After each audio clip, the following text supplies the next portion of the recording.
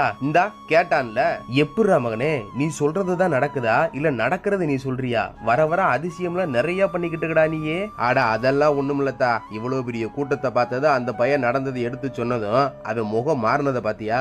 அந்த முகமே சொல்லுதே இந்த கூட்டத்தோட சேரணும்னு அவனுக்குள்ள இருக்க ஆசைய. அது என்னமோடா, என்னென்னமோ சொல்ற, அது எல்லாமே நடக்குது. பாக்குற எனக்கு ஆச்சரியமா தான்டா இருக்குது.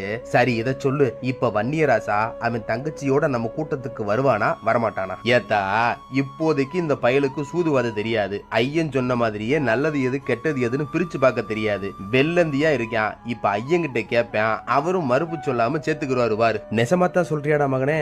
அப்படித்தான் நடக்கும் பாருத்தா. சுடலமாடை சொன்னது மாதிரியே ஐவர் ராஜாவும் வன்னியராஜாவுக்காக சொரிமுத்து ஐயனார் கிட்ட கேக்குறாரு. சொரிமுத்து ஐயனாரும் ஐவர் ராஜா கேட்ட வேண்டுகோளை மறுக்காம வன்னியராஜாவையும் அவன் தங்கச்சியும் தான் பந்தியில சேர்த்துக்க சம்மதிக்கிறாரு. ஆமாடா மகனே, நீ சொன்னது மாதிரி தான் எல்லாமே நடக்குது. எப்படிரா?